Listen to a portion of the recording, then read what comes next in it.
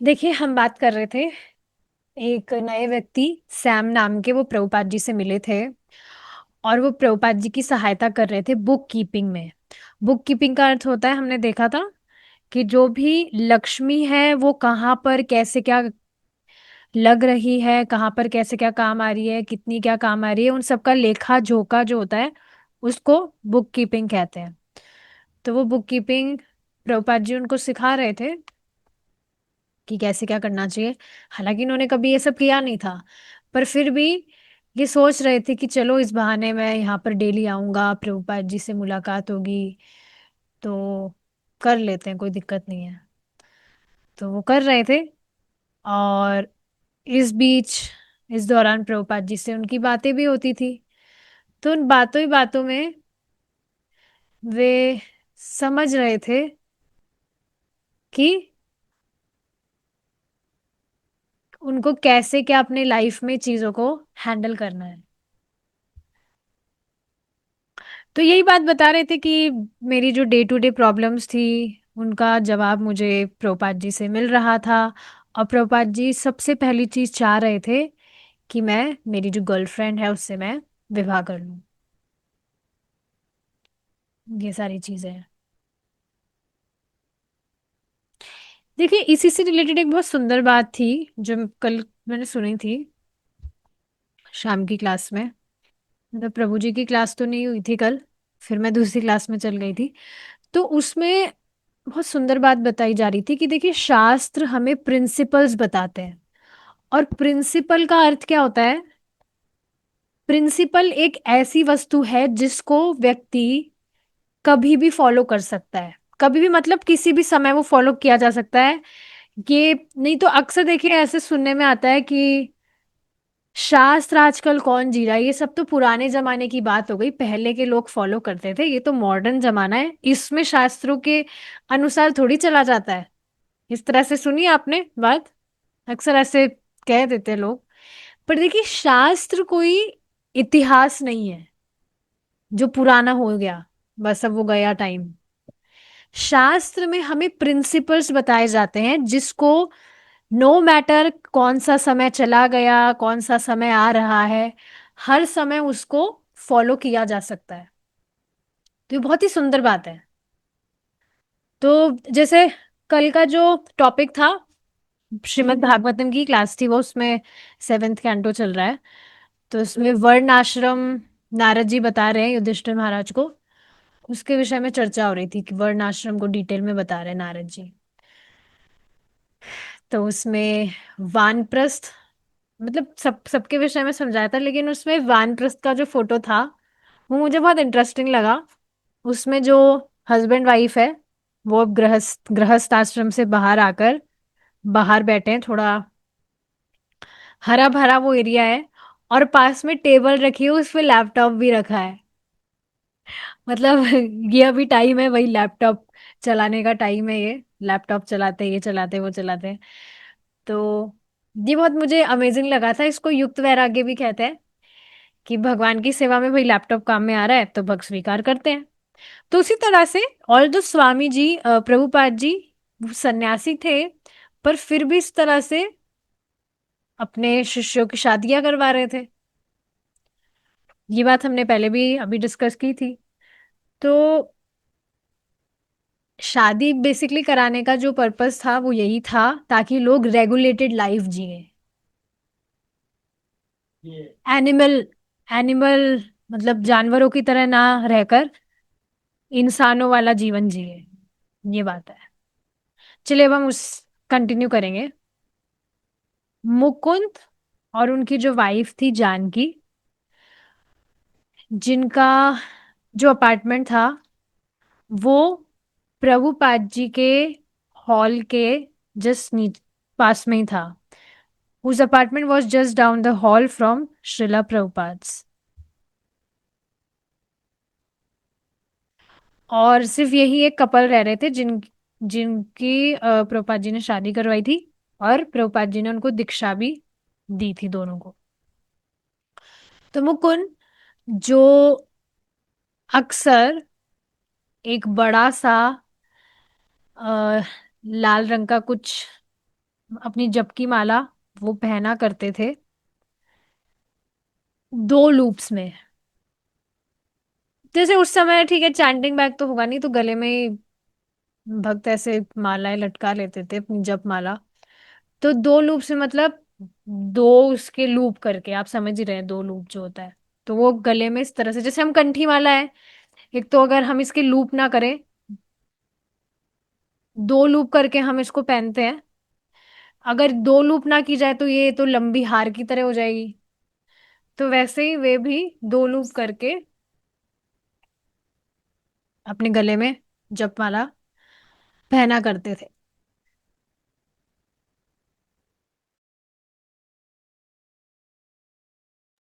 ठीक है, आगे देखिए क्या बताया जा रहा है। उनके बाल भी थोड़े बड़े हुए थे, लंबे थे, और उनकी कुछ दाढ़ी भी थी। जब से मतलब वो यहाँ सैन फ्रांसिस्को में आए थे तो वो इस तरह से रह रहे थे। अब यहाँ पर आकर वो, यहाँ बताया जा रहा है he entered the summer of love spirit. और समर ऑफ लव मतलब थोड़ा आप समझ रहे टॉपिक।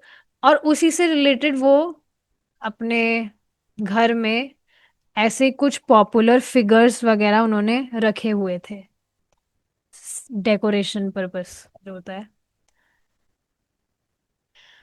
तो हालांकि कई बार एज अ म्यूजिशियन विद कुछ लक्ष्मी अर्न कर रहे थे काम करके, इस तरह से म्यूजिशियन उनका जो प्रोफेशन था।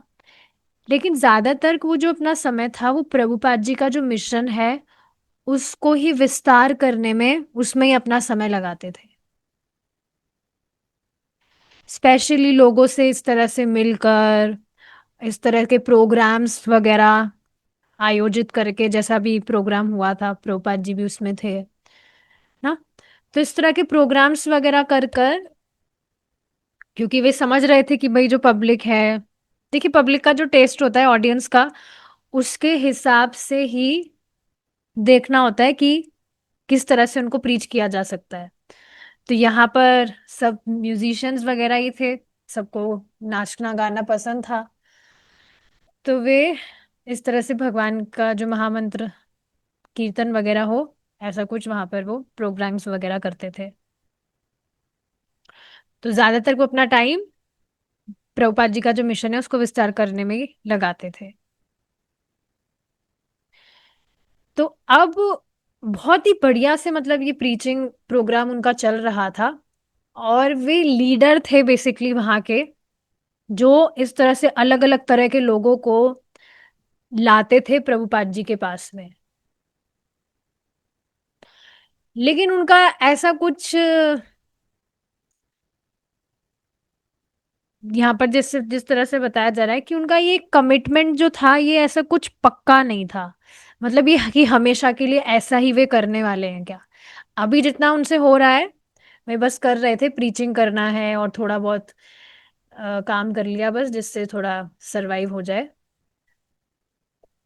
लेकिन अभी उनका ये फिक्स नहीं था कि वो इसी तरह से करेंगे क्या आगे भी। वो ये सब अभी इस वजह से कर रहे थे क्योंकि उसको करने में उनको आनंद आता था। आगे क्या होगा क्या नहीं होगा उसका वो नहीं सोच रहे हैं। ही वो अभी वो इस तरह से कर रहे थे because it was fun for him. समझ रहे इस बात को, उनके मतलब इस तरह से इच्छा थी कि उनको कुछ अलग हटके करना है। सैन फ्रांसिस्को में इनके जो दोस्त हैं जो भी सारी चीजें कर रहे हैं उनसे अलग हटकर उनको कुछ करना है। तो इस वजह से वो ये सारी चीजें कर रहे थे। और हालांकि दीक्षित थे, लेकिन उसके बाद में भी अभी प्रभुपाद जी के जो बताए गए नियम है, 4 नियम, उनको वो इतना स्ट्रिक्टली फॉलो नहीं कर रहे थे। ये सारी चीजें, देखिए इस बात को समझना चाहिए, जितना गंभीरता से व्यक्ति भक्ति करता है उतना ही गंभीर वह अपने आध्यात्मिक जीवन में होता है। और इसमें देखिए प्राउड वाली बात नहीं है, लेकिन आप खुद बताइए ना, क्या कभी इस तरह से दिमाग में आ भी सकता है कि हम जो नियम है वो कुछ भंग कर दे। जैसे मुझे अभी तक थोड़ा दुख होता है, कुछ टाइम पहले की बात है, ज्यादा समय भी नहीं हुआ उस बात को। तो अभी कुछ टाइम पहले भी हो गया था। अ, मतलब ऐसा कुछ काम नहीं किया मैंने, गलती से मैंने चॉकलेट चॉकलेट वाले बिस्किट खा लिए थे, बहुत पहले की बात हो गई है।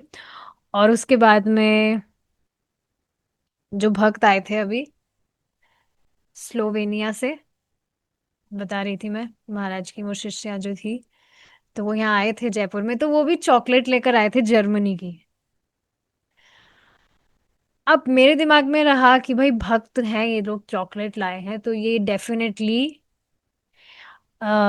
इस्कॉन फ्रेंडली चॉकलेट होगी। इस तरह से मेरे दिमाग में था, तो उसको मैंने पा लिया था। लेकिन बाद में फिर मैंने उसकी रिसर्च की, क्योंकि एक्चुअली होता क्या है, मैं कुछ प्रसाद वगैरह पाती हूँ तो मेरे दिमाग में जरूर आता है कि वाह ये अच्छी चीज है, इसको और बनाना चाहिए, ताकि भगवान को ऑफर फिर करेंगे, मैं बनाऊंगी, मुझे वैसे भी कुकिंग का शौक है। तो मैंने उसकी थोड़ी रिसर्च की कि वो बनती कैसे है।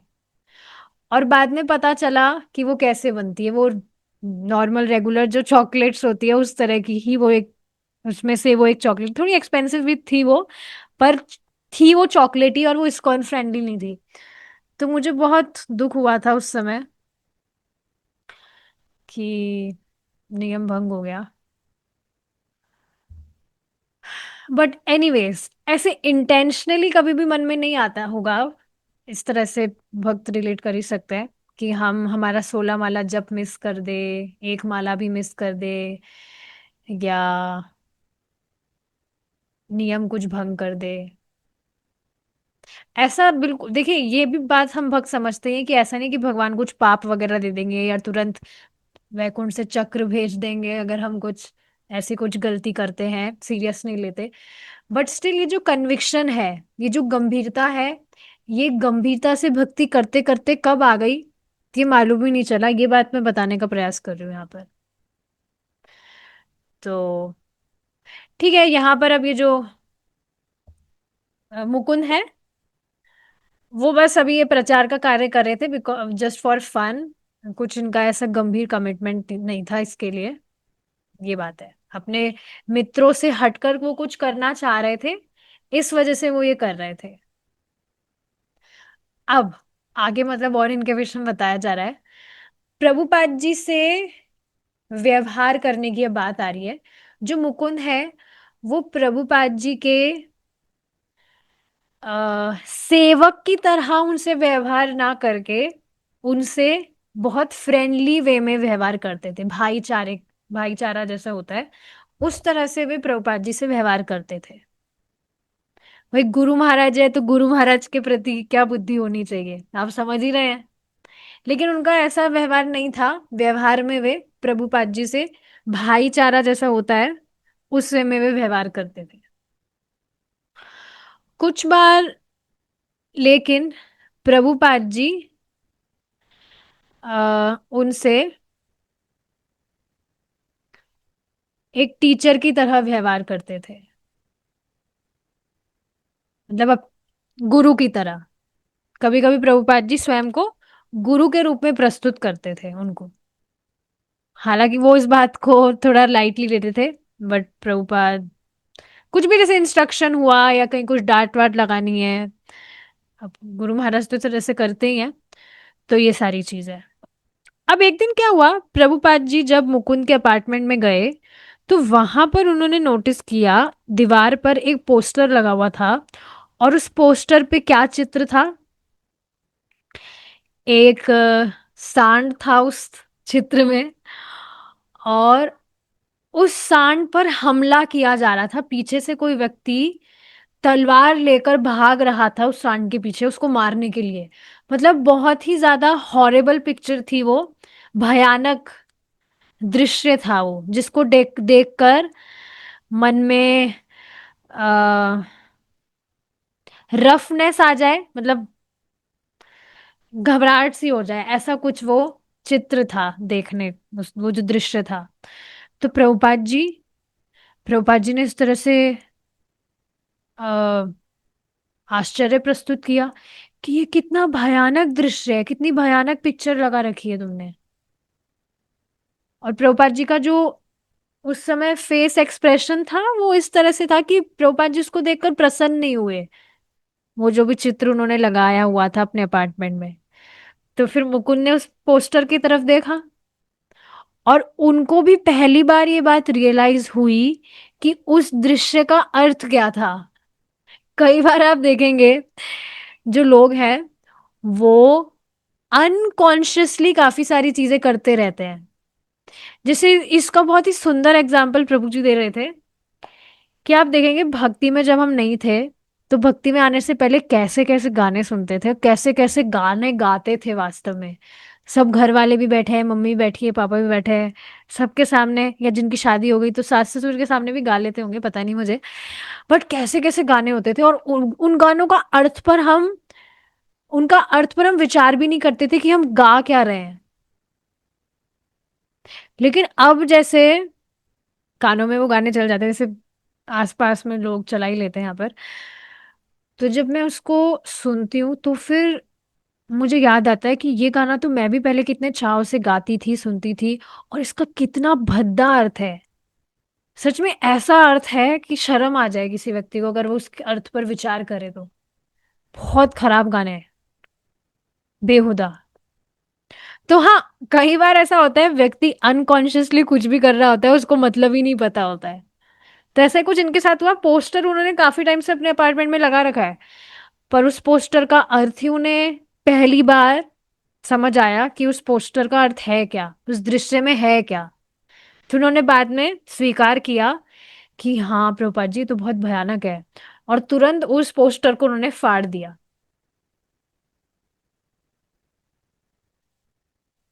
तो ये सारी चीजें हैं। अब प्रभुपाद जी चाह रहे थे कि कोई व्यक्ति मृदंगा बजाना सीखे ताकि वो मृदंग बजा सके बहुत अच्छे से, जब कीर्तन सुबह के टाइम पर या शाम के टाइम जब भी कीर्तन होता है, तो बहुत अच्छे से मृदंग बजा सके व्यक्ति। देखिए वास्तव में भगवान की सेवा में, अब ठीक है, अब वो भक्त जो हैं, जो भी इंस्ट्रूमेंट्स उनको आते हैं या उनकी जो इच्छा है उसको भगवान की तरफ डवटेल कर देते हैं, ये भी अच्छी ही बात है वैसे तो। पर स्टैंडर्ड तो यही है कि भगवान के लिए जो कीर्तन होता है उसमें जो इंस्ट्रूमेंट्स है, जैसे हारमोनियम हुआ, मृदंग हुआ, करताल हुआ, ये सब यूज होना चाहिए। तो अब ठीक है, ये यहाँ पे प्रोग्राम्स वगैरह करा रहे थे, वहां मृदंग तो कोई नहीं बजा रहा था, ड्रम्स और पता नहीं किस किस तरह के वेस्टर्न इंस्ट्रूमेंट्स ही सब बजा रहे थे। तो प्रभुपाद जी की बहुत इच्छा थी कि कोई बहुत अच्छे से मृदंग बजाना सीखे ताकि कीर्तन जब हो तो अच्छे से वो मृदंग बजा सके। और मुकुंद वो ऑलरेडी एक म्यूजिशियन थे, तो वो ऐसा कर सकते थे। तो अब मुकुंद देखिए क्या कह रहे हैं। जब ड्रम आया, ड्रम शायद मृदंग की बात वो कर रहे हैं यहाँ पर, हाँ मृदंग की बात कर रहे हैं। तो जब मृदंग आया जिस दिन, तो उन्होंने प्रभुपाद जी से पूछा कि क्या मैं इसको सीख सकता हूँ। तो प्रभुपाद ने कहा हाँ। तो उन्होंने पूछा मुकुंद ने कब। तो फिर प्रभुपाद जी ने पूछा तुम कब चाहते हो, अभी, अभी सीखना चाहते हो। नहीं, प्रभुपाद जी ने पूछा कि तुम कब सीखना चाहते हो, तो फिर मुकुंद ने कहा अभी। अभी मतलब इस तरह से क्वेश्चन मार्क पूछा, अभी, अभी सीखे, अभी क्या सीख सकते हैं। तो फिर प्रभुपाद ने कहा हाँ। अब जब उन्होंने प्रभुपाद जी का हाँ सुना तो वो थोड़ा सरप्राइज हुए कि प्रभुपाद जी अचानक तैयार हो गए। तो अब वो मृदंग था उनके पास में, जो वो प्रभुपाद जी के कमरे में लाए, और फिर प्रभुपाद जी उनको सिखाने लगे कि कैसे उनको बजाना चाहिए। तो पहला जो बीट थी, बेसिक बीट उनको सिखाई, घी ताता घी ताता घी ताता। ये सब मृदंग की बीट्स होती है। आप मृदंग बजाना से जब सीखेंगे तब समझ पाएंगे, ये बीट मैंने भी सीखी थी। और फिर थोड़ी और कॉम्प्लिकेटेड। घी ताता घी ताता घी ताता गीता। तो इस तरह से बेसिक बीट उनको सिखाई जा रही थी। जैसे एक और बेसिक होती है, तेरे गीता, तेरे खीता, तेरे खीता। और इसमें भी काफी सारे फिर वेरिएशन जैसे होते रहते हैं। अब जब उन्होंने बीट बजाना शुरू किया तो वो थोड़ी स्पीड तेज करते हैं। ऐसा देखिए होता है, आप मृदंग बजाना जब सीखेंगे या बजाएंगे तो आप इसको से रिलेट कर पाएंगे कि शुरू में जैसे बजाते हैं तो फिर मन करता है थोड़ा तेज स्पीड में बजाना चाहिए, और तेज स्पीड में बजाते बजाते फिर गड़बड़ हो जाती है। I did this many times. तो जब उन्होंने ऐसे बजाया तो बजाते बजाते वो फिर अचानक से तेज स्पीड में बजाने लगते, और प्रभुपाद उन्हें बार बार कह रहे थे, धीरे, थोड़ा धीरे स्पीड में बजाओ, भागना नहीं है। तो काफी बार तो प्रभुपाद जी, काफी टाइम तो प्रभुपाद जी को उन्हें ये सिखाने में लग गया कि कैसे मारना चाहिए हाथ मृदंग पर, है ना, कैसे ओपन हैंड कैसे मारते हैं, क्लोज हैंड कैसे मारते हैं। या आप देखेंगे ढोलक से डिफरेंट होता है ये। मृदंग में इंडेक्स फिंगर से भी हम बजाते हैं पूरा, ये जो हथेली है बीच वाला इससे भी बजाते हैं, और सारी ये जो फिंगर्स हैं इससे भी बजाते हैं। ढोलक का तो मुझे आइडिया नहीं है, पर ये इतना जरूर पता है कि ये ढोलक से डिफरेंट है बिल्कुल। एक बार यहाँ पर कोई ढोलक वाला था, उससे मैं पूछ कर आई थी, आप मृदंग बजाना जानते हो, मतलब सिखाओ, सिखाते हो क्या? उन्होंने मना कर दिया। तो इससे स्पष्ट मालूम चला मुझे कि ढोलक और मृदंग बिल्कुल डिफरेंट है। तभी उन्होंने ऐसे भी नहीं कहा कि हाँ ठीक है, कर सकते हैं प्रयास। उन्होंने साफ ही मना कर दिया। तो ढोलक और मृदंग इज कम्प्लीटली डिफरेंट। सो ठीक है, तो काफी टाइम प्रभुपाद जी को इसी यही समझाने में उनको लग गया था कि कहाँ पर उनको कैसे हाथ मारना चाहिए मृदंग पर। फिर उनको धीरे धीरे करके थोड़ा थोड़ा बजाना आने लगा। लेकिन फिर भी बार बार में प्रभुपाद जी को उनको याद दिलाना पड़ रहा था कि भाई धीरे स्पीड में बजाइए, धीरे स्पीड में बजाइए। और जब वे बजा रहे थे तो प्रभुपाद जी धीरे धीरे जो बीट है, घी ता ता, घी ता ता, इस तरह से वे बोल रहे थे जब वे बजा रहे थे तब। मुकुंद जब बजा रहे थे तो प्रभुपाद जी इस तरह से अपने मुंह से सिलेबल्स प्रोनाउंस कर रहे थे, घी ता ता। तो अब जब प्रभुपाद जी जो सिलेबल बोल रहे हैं उस समय तुरंत वो मृदंग पर हाथ बजना चाहिए। मतलब प्रभुपाद जी की जो आवाज है और मुकुंद का जो हाथ है वो एक ही समय पर दोनों उठने चाहिए। तो इस तरह से वे प्रयास कर रहे थे। तो प्रभुपाद जी की तरह वो भी जब बजा रहे थे तो प्रभुपाद जी के साथ में वे भी बोल रहे थे, घी ता ता, इस तरह से।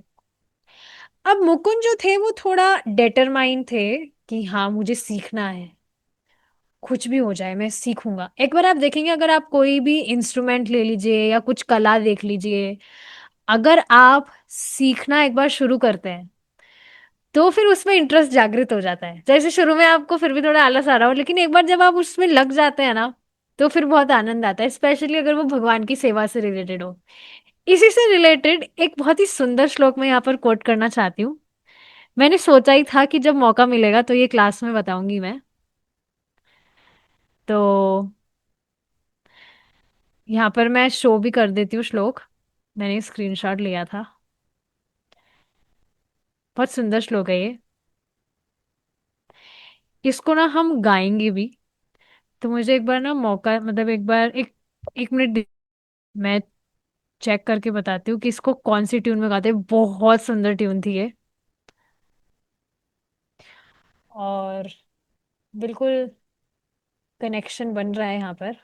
हम जो डिस्कस कर रहे हैं उसी से रिलेटेड ये श्लोक है।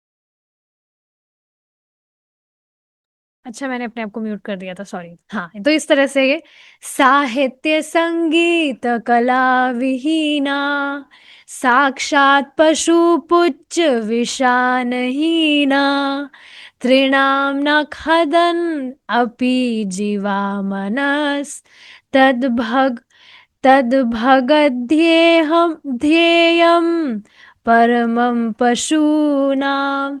देखिए इसका अर्थ क्या है, बहुत इंटरेस्टिंग श्लोक है ये। साहित्य संगीत न संगीत कला विहीना, बेसिकली कलाओं से रिलेटेड ये श्लोक है।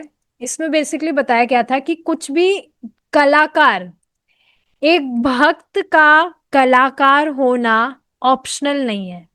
और इस पर अ, भरतहरि जो है, भरतरी, उन्होंने ये श्लोक बोला है कि साहित्य संगीत कला विहीना, जो भी व्यक्ति साहित्य मतलब कि लिटरेचर, मतलब जो भी हम भगवान का जो भी शास्त्र वगैरह हम सुनते हैं वह, संगीता मतलब कि संगीत, कला, कला यानी कि जो भी आर्ट्स, दूसरी जो भी कलाएं होती है, किसी भी 64 कलाएं जो बताई जाती है उसमें से कोई सी भी कला आप ले लीजिए।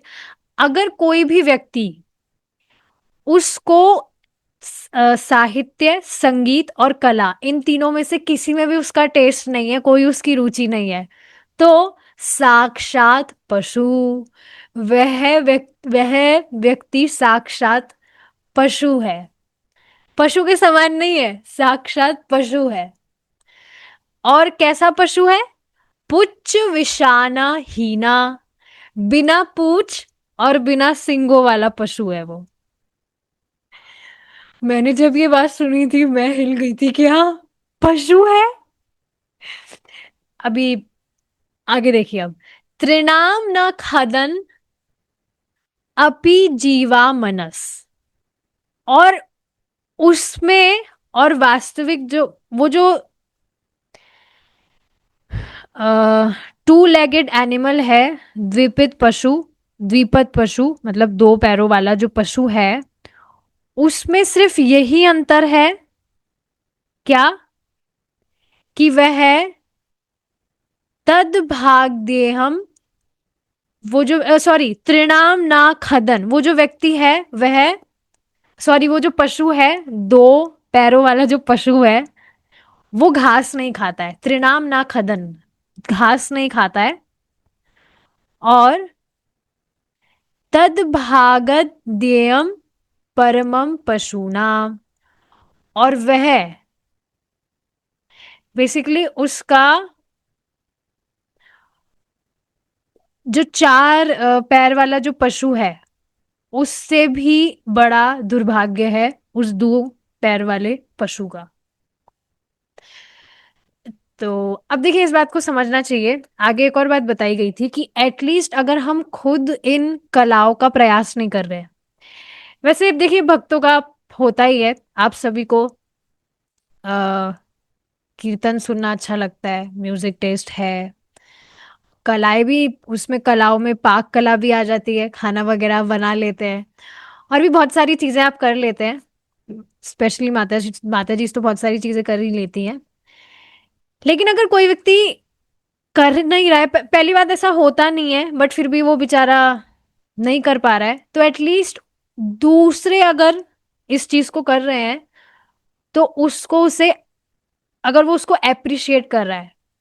जैसे आप देखिए, कुछ भक्त हैं जो कथा सुनते हैं लेकिन वो प्रवचन नहीं कर पाते हैं, लेकिन कथा श्रवण कर रहे हैं उसमें तो उनको टेस्ट है, तो वो भी चलो अच्छी बात है। बाकी ये जो वर्ड्स था मुझे बहुत इंटरेस्टिंग लगा था कि आर्टिस्ट होना, कलाकार होना एक ऑप्शनल चीज नहीं है।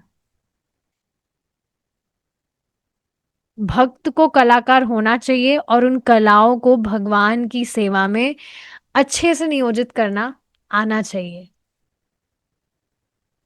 और इस चीज को भी आप देखेंगे, भगवान ने हर व्यक्ति को कुछ विशेष कला दी है,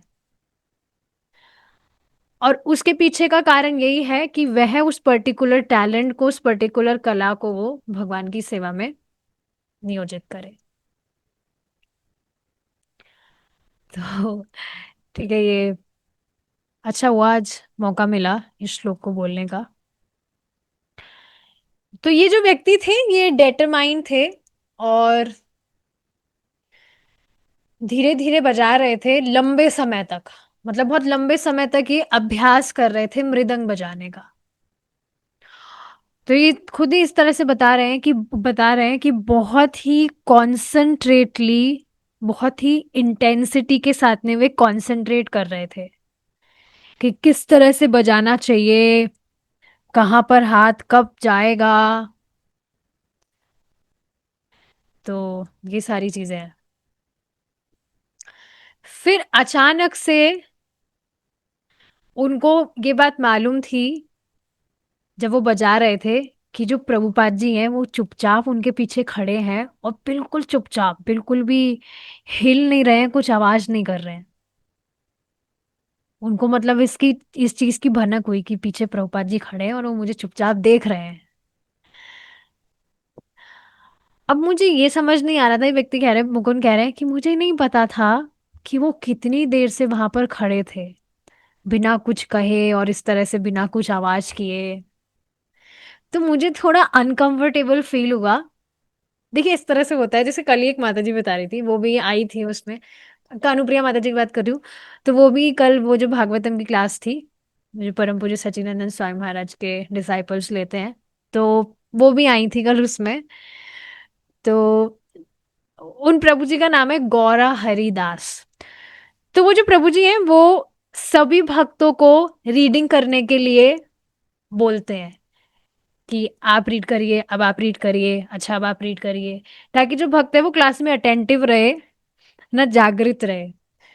तो अब कनुप्रिया माता जी ने ज्वाइन किया था, तो अभी आई नहीं ना वो आज यहाँ पर। हाँ, तो उन्होंने भी ज्वाइन किया था, तो प्रभु जी ने उनको भी कहा कि आप भी रीडिंग करिए। तो बाद में उन्होंने मुझे बताया था कि ऐसे उनको कुछ दिक्कत नहीं होती है, वो पढ़ लेती हैं। लेकिन जैसे कोई सीनियर भक्त हैं तो उनके सामने उनको थोड़ा हेजिटेशन हो जाता है, थोड़ा अनकंफर्टेबल फील होता है। ऐसे कुछ डर नहीं है, पर थोड़ा ऐसे हेजिटेशन हो जाता है, हार्ट बीट तेज हो जाती है। तो ये देखिए, ये सारी चीजें वास्तव में मेरे साथ भी होती थी, मेरी तो बहुत ज्यादा हालत खराब होती थी, बहुत ज्यादा।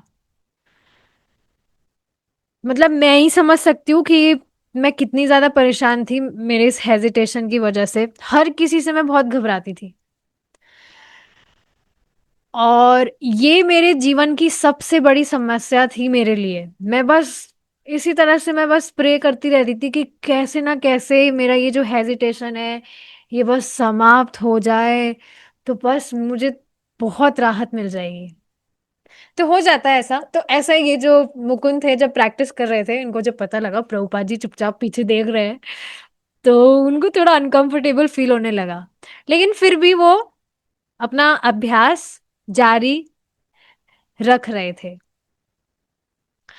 अब जब उन्हें थोड़ा कॉन्फिडेंस आया, थोड़ा साहस हुआ उनमें देखने का, मतलब ऊपर वो देखे कि भाई कौन है, कौन खड़ा है। तो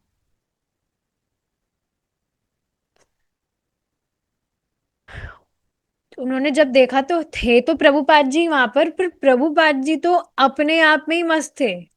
वो अपनी आंखें बंद करके कुछ गा रहे थे और अपने सर को इस तरह से हिला रहे थे आगे पीछे, मतलब साइड में इस तरह से, जैसे भजन में एकदम व्यक्ति एकदम मस्त हो जाता है, बस गा रहा है झूम रहा है ना, इस तरह से झूमने लगता है। होता ही ऐसा, जैसे आज सुबह सुबह की क्लास में अगर आप आए हो तो आज प्रभु जी ने कितना सुंदर बैकग्राउंड चलाया चलाया हुआ था ना कीर्तन का।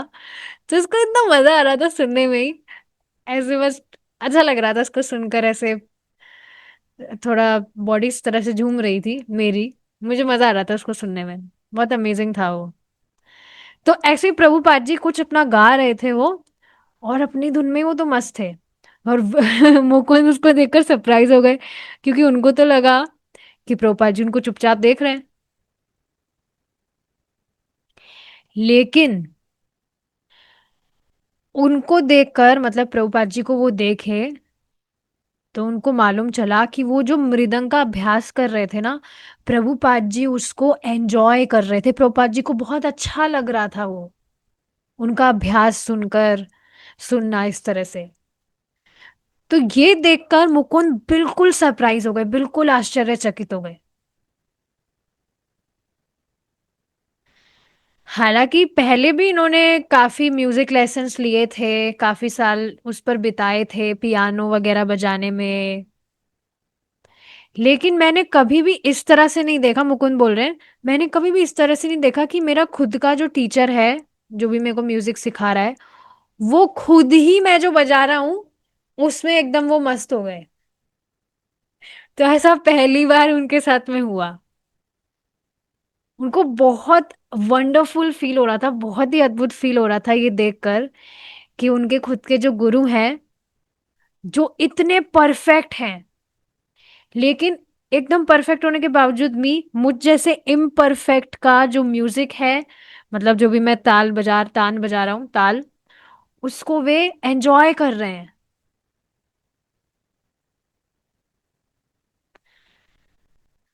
सो यस, तो इसका कारण ये नहीं था कि उन्होंने खुद ने सिखाया है इस वजह से वो ऐसा कर रहे हो, या उनका खुद का वो पर्सनल मेथड था इस वजह से वो कर रहे हो, लेकिन उनको देखकर स्पष्ट ऐसा महसूस हो रहा था, दिख रहा था कि कृष्ण की ऊर्जा कुछ क्या कहेंगे, प्रहारित हो रही हो। देखिए, he was witnessing Krishna's energy pass through him to a conditioned soul like myself.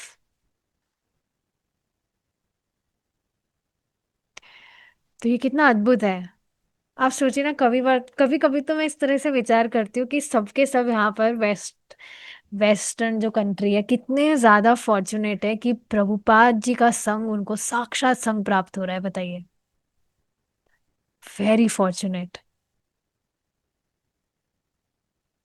तो प्रभुपाद जी बहुत इस तरह से बहुत संतुष्ट हो रहे थे, खुश हो रहे थे, बहुत उनको संतुष्टि मिल रही थी। और उससे मुझे बहुत ही डीप रियलाइजेशन हुआ कि स्वामी जी ही वास्तव में एक वास्तविक गुरु है। हालांकि मुझे इतना कुछ आइडिया नहीं था कि एक आध्यात्मिक गुरु होने का अर्थ क्या होता है, बट ये रियलाइजेशन उस समय मुझे हुआ कि वास्तविक गुरु तो स्वामी जी ही है।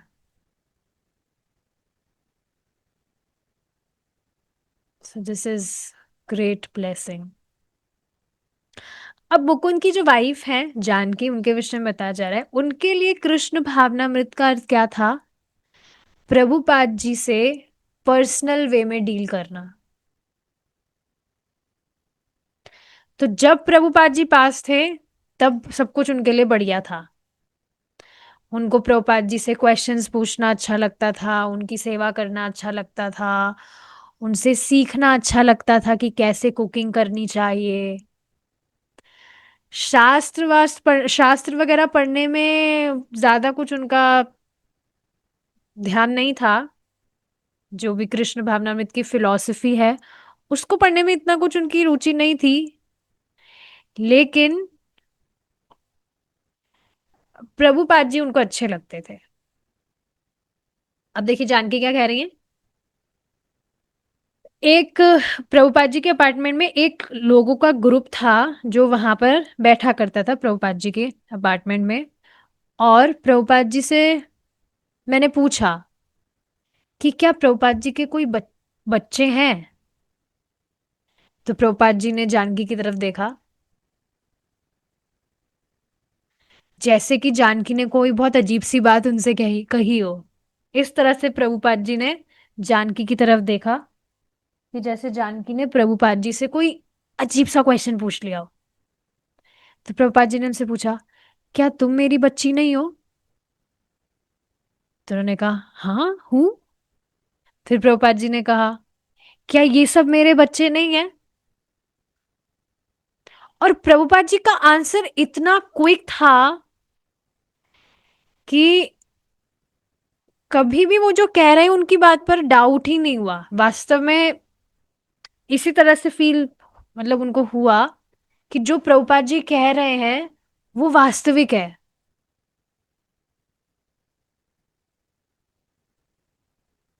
तो उनको इस तरह से डाउट नहीं हुआ जानकी को कि प्रभुपाद जी जो कह रहे हैं उसमें वे बहुत गंभीर हैं। गंभीरता से उन्होंने कहा ये बात कि क्या ये सब मेरे बच्चे नहीं है, तुम मेरी बच्ची नहीं हो। So like that. तो कुछ घंटों तक हर सुबह प्रभुपाद जी ने जानकी, जॉन और बाकी जो भी इच्छुक थे कुकिंग के लिए, तो प्रभुपाद जी ने उनको काफी घंटे सुबह सिखाते थे कैसे कुकिंग करनी है। एक दिन रसोई में उन्होंने नोटिस किया कि एक कुछ बेरी, एक फ्रूट टाइप वहां पर रखा था जो प्रभुपाद जी ने कभी टेस्ट नहीं किया था पहले। और उन्होंने प्रभुपाद जी ने जानकी से पूछा कि ये क्या चीज है। तो तो फिर जानकी ने उन्हें बताया, ये तो स्ट्रॉबेरीज है। तो फिर प्रभुपाद जी ने वो जो स्ट्रॉबेरीज थी उनको तुरंत खाया, अपने मुंह में रखा और कहा, वाह ये तो बहुत स्वादिष्ट है। और एक एक करके प्रभुपाद जी सारे खाते गए और इस तरह से कहने लगे, वाह अद्भुत, बहुत टेस्टी है। इस तरह से एक बार जानकी विप्ड क्रीम बना रही थी जब प्रभुपाद जी किचन में आए और उन्होंने पूछा, ये क्या है। तो उन्होंने कहा, ये विप्ड क्रीम है। तो प्रभुपाद जी ने पूछा, विप्ड क्रीम क्या होती है। तो फिर जानकी ने उत्तर दिया, ये एक तरह की क्रीम है, लेकिन जब हम इसको बार बार में बीट करते, बीट मतलब हैंड मिक्सर होता है, उससे बार बार जब हम उसको फेंटते हैं, आपने ट्राई किया होगा। एक एग्जांपल दे रही हूँ, उससे समझ जाएंगे, थोड़ा लौकिक है। लॉकडाउन में कौन सी कॉफी थी, वो डेलगोना कॉफी बोलते हैं शायद उसको। उसको बार बार इतना बार चम्मच से फेंटा जाता है, फेंटा जाता है, फेंटा जाता है, जब तक उसमें झाग ना आ जाए। बहुत ही ट्रेंड चला था उस समय। मतलब एग्जाम्पल देने के लिए यहाँ पर मैंने समझाया, सॉरी, ये समझाने के लिए मैंने एग्जाम्पल दिया। तो हाँ, ये एक तरह की क्रीम है जिसको बहुत ज्यादा फेंटते हैं, बार बार फेंटते हैं, फेंटते फेंटते हैं, तो फिर ये फ्लफी हो जाती है। तो वो whip क्रीम होती है। तो हालांकि प्रभुपाद जी हमेशा अपने किचन रूल्स को लेकर थोड़े सख्त थे। सबसे ज्यादा इम्पोर्टेंट उनका जो रूल था वो क्या था कि किचन में कोई भी व्यक्ति नहीं खा सकता है। लेकिन प्रभुपाद जी ने स्वयं ने क्या किया, वो जो क्रीम थी उसमें अपनी उंगली डाली और उसको टेस्ट किया। और फिर प्रभुपाद जी ने कहा, ओ ये तो योगर्ट है। योगर्ट मतलब दही जैसा कुछ होता है। तो इस तरह से था। अब जानकी ने वापस से इस तरह से उनको जवाब दिया कि नहीं स्वामी जी, ये विप क्रीम है। तो प्रभुपाद जी ने उनको कहा नहीं ये योगर्ट है। फिर वापस से प्रभुपाद जी ने अपनी उंगली उसमें रखी और उसको फिर से टेस्ट किया। ओ ये तो इसका तो बहुत अद्भुत टेस्ट है। फिर जानकी ने थोड़ा इस तरह से, जैसे अपन किसी बच्चे को डांट देते हैं उस तरह से, उस वे में उन्होंने कहा प्रभुपाद जी से, स्वामी जी आप रसोई में खा रहे हैं? तो प्रभुपाद जी मुस्कुराए और प्रभुपाद जी ने अपना जो सर था उस तरह से हिलाया, मना कर रहे हो जैसे कि कोई बात नहीं। तो इस तरह से ये सारी चीजें हो रही थी।